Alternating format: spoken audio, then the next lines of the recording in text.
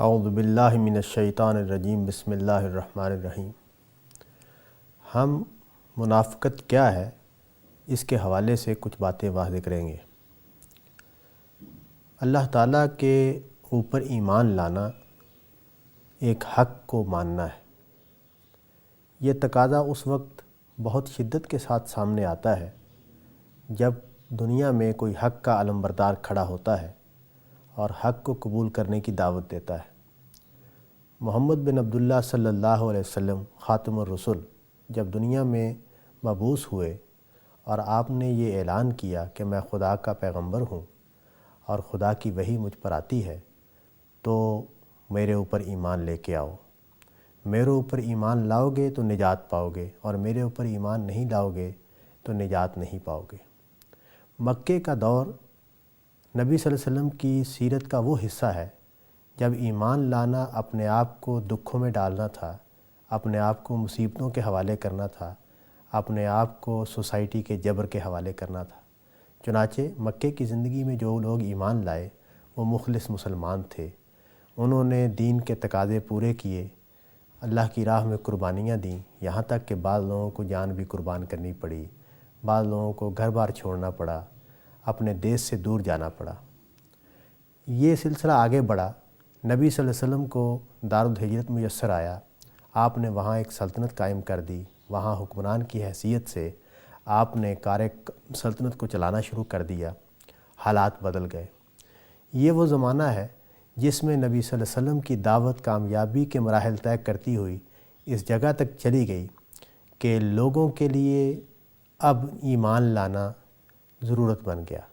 لوگوں کو اس میں فائدہ نظر آنے لگا کہ وہ اگر ایمان لے آئیں گے، نبی صلی اللہ علیہ وسلم کا ساتھ دیں گے تو ان کو اس میں فائدہ ہوگا۔ یہ چیز ہے اور یہ وہ زمانہ ہے جب منافقت سامنے آتی ہے، اور بہت سارے لوگ جن کو قرآن مجید زیر بحث لایا ہے بظاہر ایمان لے آئے اور حقیقت میں وہ ایمان لائے ہوئے نہیں تھے۔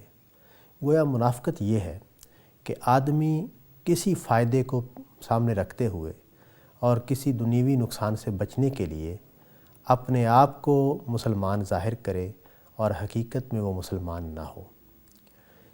ان لوگوں کے ساتھ قرآن مجید نے بہت سختی کے ساتھ معاملہ کیا، یہاں تک کہ قرآن مجید نے یہ کہا کہ ان کو بھی اسی طریقے سے مار دیا جائے گا جس طریقے سے مشرکین مکہ کو مارنے کا حکم دیا گیا تھا۔ یہ زمانہ گزر گیا، اسلام کی ایک بڑی سلطنت قائم ہو گئی، مسلمان ہونے والے لوگ، ان کی نسلیں اور نئے نئے لوگ مسلمان ہوتے رہے، یہاں تک کہ اب دنیا میں اربوں کی تعداد میں مسلمان رہتے ہیں۔ ہمارے درمیان میں منافقت موجود ہو سکتی ہے، یہ سوال زیر بحث آتا ہے۔ ہمارے ہاں مختلف شکلیں ہیں لوگوں کے عمل کرنے کی، لوگوں کے ایمان کے تقاضے پورے کرنے کی۔ ہم دیکھتے ہیں کہ کچھ لوگ ہیں جو نماز پڑھتے ہیں، روزہ رکھتے ہیں، رزق حلال کماتے ہیں، اللہ تعالیٰ کے احکام پر عمل کرنے کی کوشش کرتے ہیں۔ اس کے برعکس ایسے لوگ بھی ہیں جن کو دنیا کی لذتوں نے اور دنیا کی ضرورتوں نے اور دنیا کے معاملات نے گھیر رکھا ہے، ان کے شب و روز دنیا ہی میں بسر ہوتے ہیں اور وہ دین کا کوئی بھی تقاضا پورا نہیں کرتے۔ یہاں تک کہ وہ بعض لوگ اس حالت میں بھی ہوتے ہیں کہ ان کو صرف مفاد نظر آتا ہے اور کوئی چیز نظر نہیں آتی۔ ان میں سے بھی کوئی منافق ہو سکتا ہے؟ یہ سوال جب ہم کرتے ہیں تو نبی صلی اللہ علیہ وسلم نے ایک حدیث میں منافقت کی کچھ علامتیں بیان کی تھیں، وہ زیر بحث آ جاتی ہیں۔ حضور نے فرمایا کہ منافق کی علامت یہ ہے کہ جب وہ وعدہ کرے تو پورا نہ کرے، جب کوئی بات بیان کرے تو جھوٹ بولے، جب اس کے پاس امانت رکھی جائے تو خیانت کرے، اور بعض روایات میں ایک چوتھی چیز بھی بیان ہوئی ہے کہ جب اس کا کسی کے ساتھ جھگڑا ہو تو وہ ایسی گالیاں دے کہ جس کو سننا بھی کوئی گوارہ نہ کرے، یعنی سب و شتم پر اتر آئے۔ کیا اس طرح کے اعمال کرنے والے منافق ہوتے ہیں؟ ہم یہ دیکھتے ہیں کہ ہمیں روز ایسے لوگوں سے واسطہ پڑتا ہے جو جھوٹ بولتے ہیں، وعدہ خلافی کرتے ہیں، امانت میں خیانت کرتے ہیں، دھوکہ دیتے ہیں۔ تو یہ سارے معاملات کیا منافقت کے معاملات ہیں؟ اگر منافقت کی حقیقت پر غور کیا جائے تو وہ کیا ہے؟ وہ یہ ہے کہ آدمی کا ظاہر اور باطن مختلف ہو، وہ ظاہر میں کچھ اور ہو اور باطن میں کچھ اور ہو۔ تو سچی بات تو یہ ہے کہ جب ہم وعدہ کرتے ہیں تو ہمارا ظاہر تو یہ ہے نا کہ ہم وعدہ پورا کرنے والے ہیں، لیکن جب ہم وعدہ پورا نہیں کرتے تو ہمارا باطن سامنے آ جاتا ہے۔ ہمارے پاس جب امانت رکھی جاتی ہے تو ہمارا ظاہر تو یہ ہے نا کہ ہم امین ہیں، ہم امانت کا خیال رکھنے والے ہیں، لیکن جب ہم خیانت کریں گے، دھوکہ دیں گے، فریب دیں گے، تو اس کا مطلب یہ ہے کہ ہمارا باطن سامنے آ گیا ہے۔ ہمارے باطن میں تو دھوکہ تھا، خیانت تھی، اور وہی سامنے آ گئی۔ اور اسی طرح دوسری چیزیں بھی ہیں کہ ہم نے بظاہر شریف آدمی کا روپ دھرا ہوا ہے، ہم بڑے ہمبل طریقے سے بات کرتے ہیں، بڑے مناسب طریقے سے گفتگو کرتے ہیں، لیکن جو ہی جھگڑا پیش آ گیا تو ہماری یہ ساری ہمبلنس اور ساری جو شرافت تھی وہ ختم ہو گئی اور ہم گالیوں پر اتر آئے، تو ہمارا باطن سامنے آ گیا۔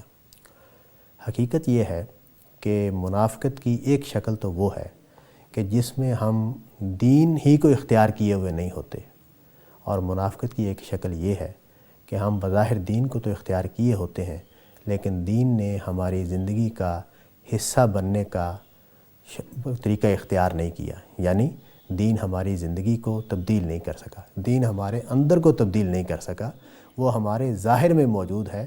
ہمارا نام مسلمانوں کے رجسٹر میں لکھا ہوتا ہے، ہمارے والدین مسلمان ہیں، ہم مسلمان گھروں میں رہ رہے ہوتے ہیں، لیکن اسلام کے ساتھ ہمارا بڑا کمزور تعلق ہوتا ہے، ایک ظاہری سا تعلق ہوتا ہے، نام کا تعلق، حقیقت کچھ نہیں ہوتی۔